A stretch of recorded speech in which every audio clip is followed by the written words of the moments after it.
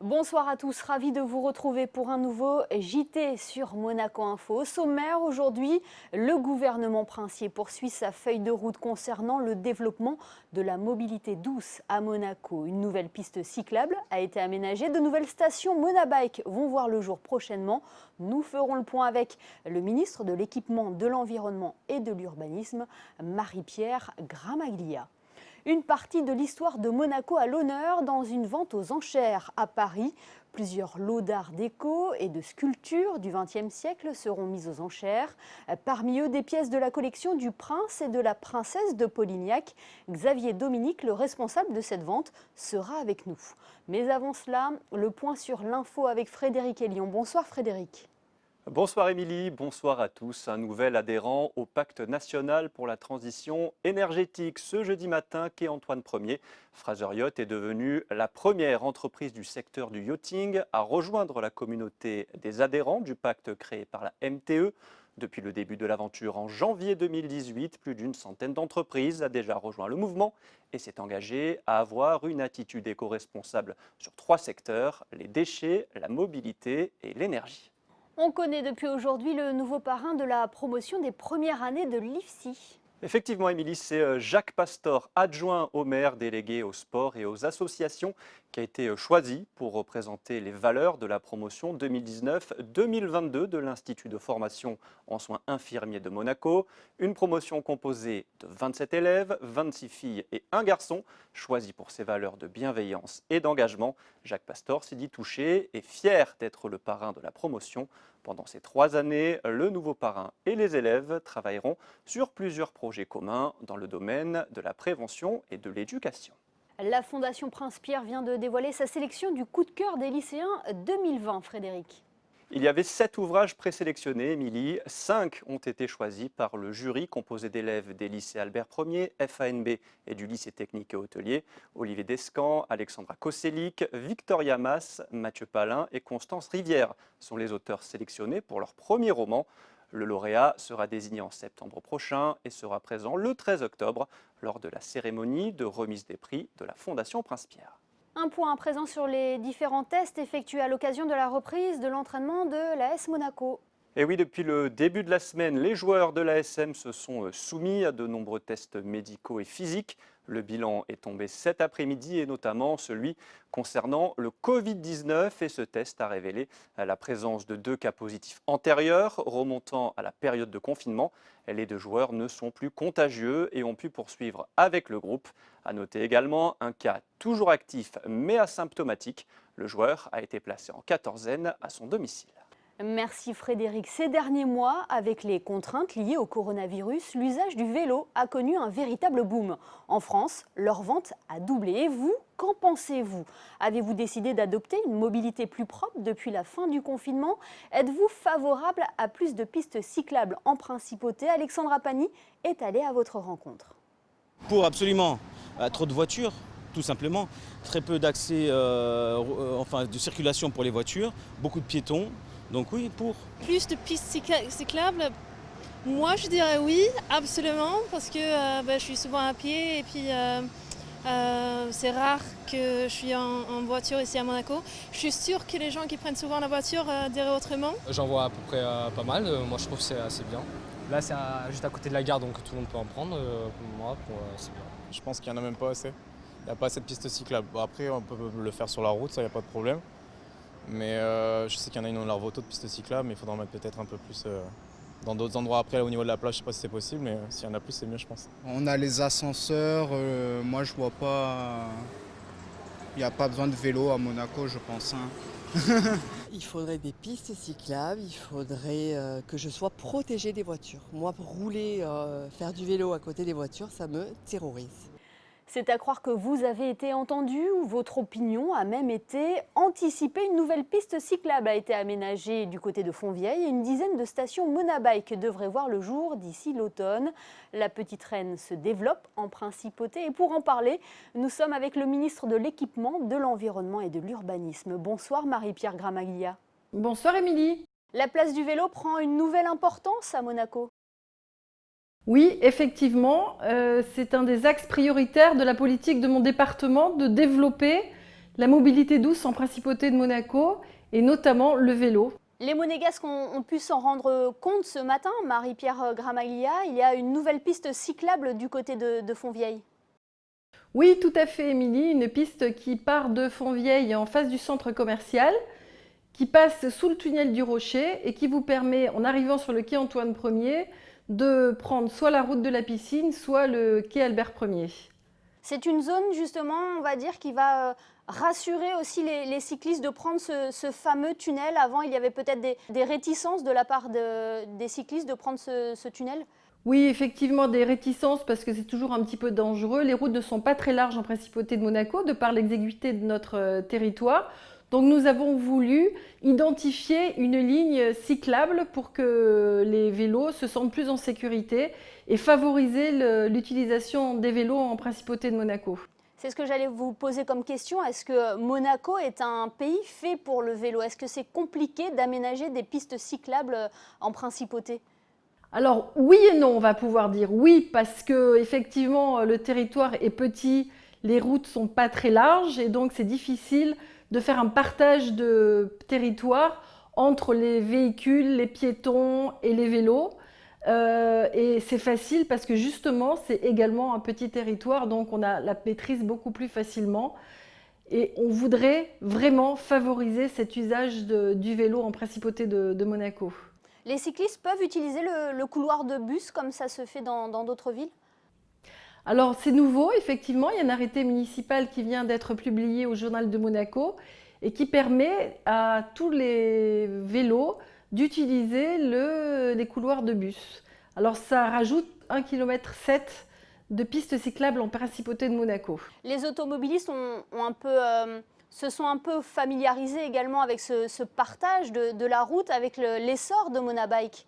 Alors ça a été un succès fulgurant, hein, Monabike. On a même été un petit peu étonnés et c'est très bien. Et effectivement, on doit s'adapter et évoluer face au succès que connaît Monabike. Alors plusieurs précisions. Nous avons abaissé l'âge d'utilisation de Monabike à 14 ans. C'était vraiment une demande des utilisateurs. Et je rappelle que le port du casque, et c'est très important hein, pour la sécurité des personnes, est obligatoire pour utiliser les vélos de Monabike jusqu'à l'âge de 18 ans.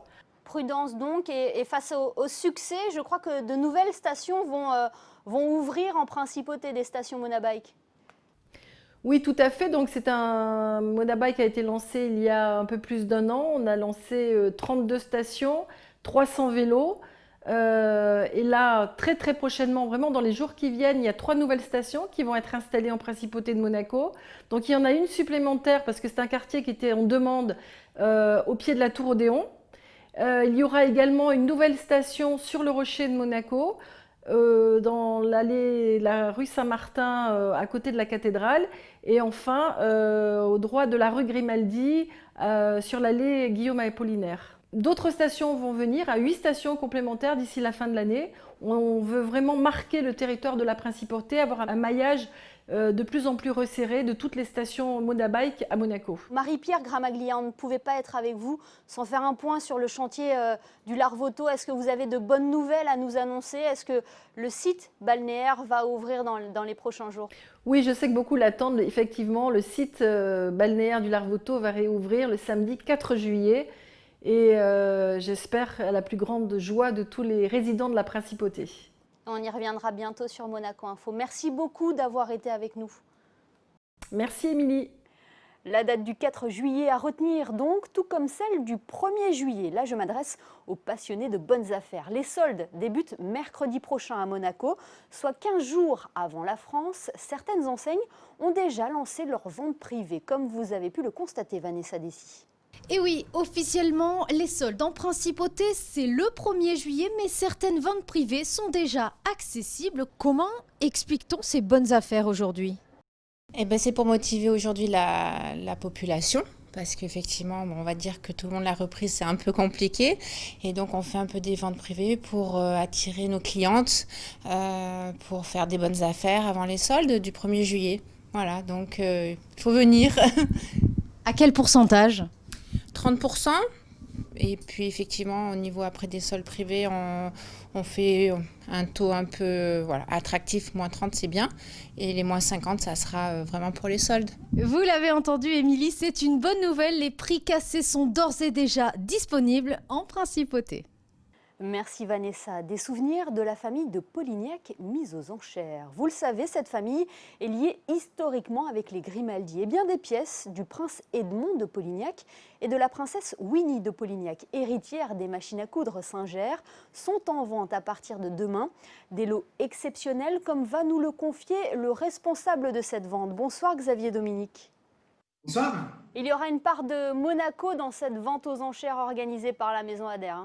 Effectivement, et une part de Monaco avec un ensemble de lampes de la maison Janssen, propriété de la princesse et du prince de Polignac.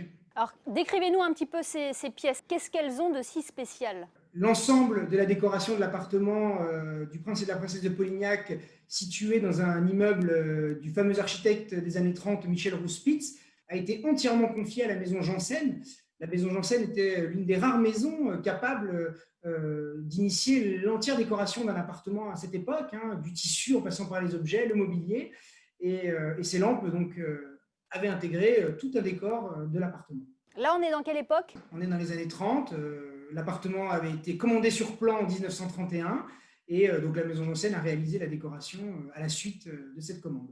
Ce sont des pièces exceptionnelles, des pièces recherchées ? Ce sont des pièces assez rares, puisque à l'époque, la maison Janssen était déjà une maison de grand prestige. Le matériau employé est un matériau un peu exceptionnel, sur des âmes de bronze et de métal. Ce sont des cristaux de roche de format important qui ont été assemblés. Donc voilà, on est dans la grande décoration et dans l'exceptionnalité. Alors quel est le prix de départ pour ces lots ?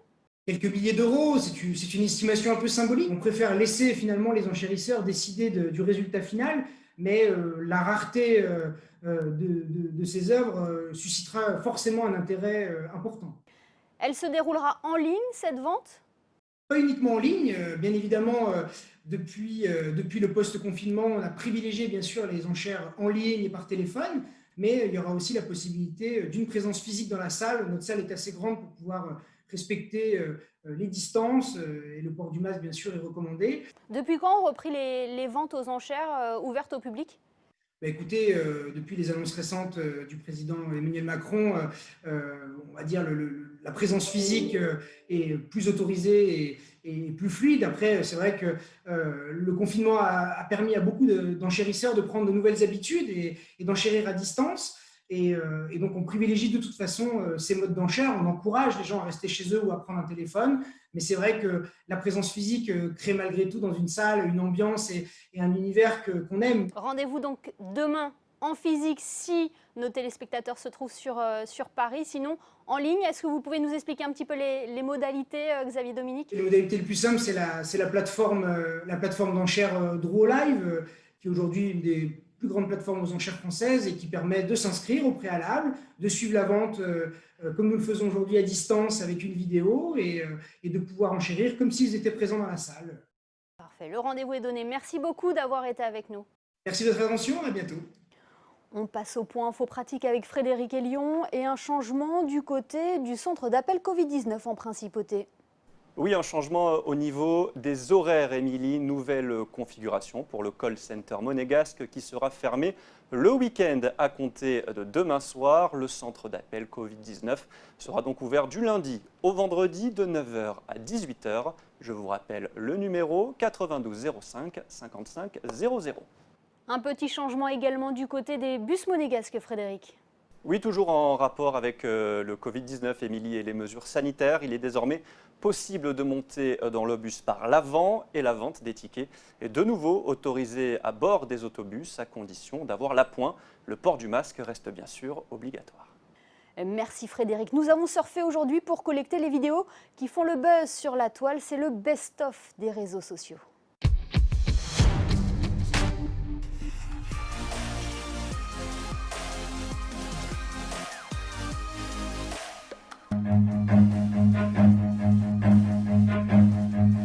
Run.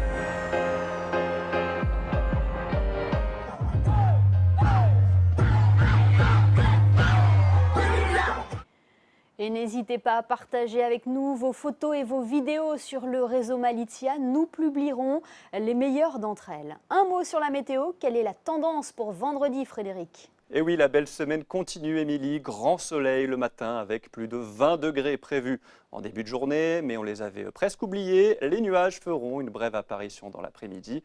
Le thermomètre affichera 24 degrés. Le soleil se lèvera à 5h48 avant de se coucher à 21h18. Vendredi 26 juin, nous fêterons les Antelmes. Preuve que nous avons bien débuté l'été. Merci Frédéric et merci à vous de nous être fidèles chaque soir. L'information continue sur nos réseaux sociaux. On se retrouve demain pour un nouveau JT sur Monaco Info.